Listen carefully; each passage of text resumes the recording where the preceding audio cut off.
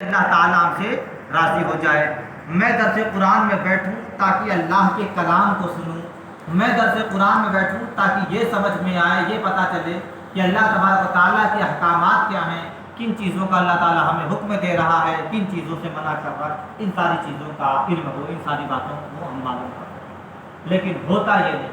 اب آپ دیکھیں دنیا بھر کے لوگ، بہت سارے لوگ نماز کے لیے آتے ہیں اور ہمیشہ اعلان کیا جاتا ہے کہ آپ بقیہ نماز کے بعد قرآن کا درس دیا جائے گا، آپ لوگ شریک ہوں۔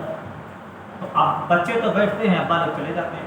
بچوں کی بھی ذمہ داری ہے کم سے کم ابا لوگوں کو بیٹھیں کہ نہ ہم جہنم میں جائیں گے نہ آپ کو جانے دیں گے۔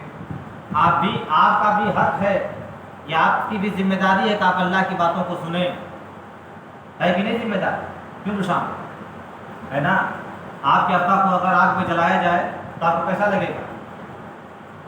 برا لگے گا۔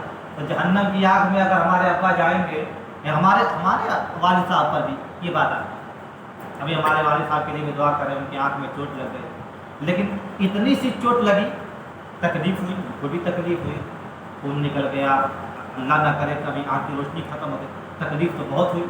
اور آج بھی ڈر لگتا ہے کہ اگر آنکھ کی روشنی چلی گئی تو بڑا مشکل ہو جائے گا، زندگی بھر کا ایک جو ہے وہ شکایت رہ جائے گی۔ تو ہمارے والد قیامت کے دن ہم دیکھ رہے ہوں گے نا، اور اپنے گناہوں کی بدولت اگر انہیں اللہ تعالیٰ سزا دے دے، جہنم میں جانے کا حکم دے دے، تو کیا ہمارے دل کو تکلیف نہیں ہوگی؟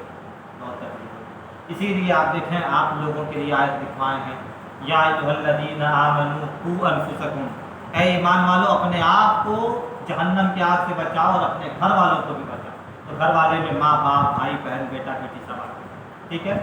نبی کریم صلی اللہ علیہ وسلم کے 3 بیٹے، حضرت عبداللہ، حضرت ابراہیم، حضرت قاسم رضی اللہ تعالی عنہ، کبھی آپ نے ان کی جوانی نہیں سنی ہوتی، کبھی آپ نے ان کی جوانی نہیں سنی ہوتی۔ یہ لوگ بچپن میں ہی انتقال کر گئے۔ نبی کا سینہ کتنا مضبوط تھا کہ بچپن میں 3 بیٹے انتقال کر گئے، اور حضور صلی اللہ علیہ وسلم اسے برداشت کیے، آپ کا قدم ڈگمگایا نہیں، آپ پھر بھی جو ہے اسلام کی نشر و اشاعت میں لگے۔ جب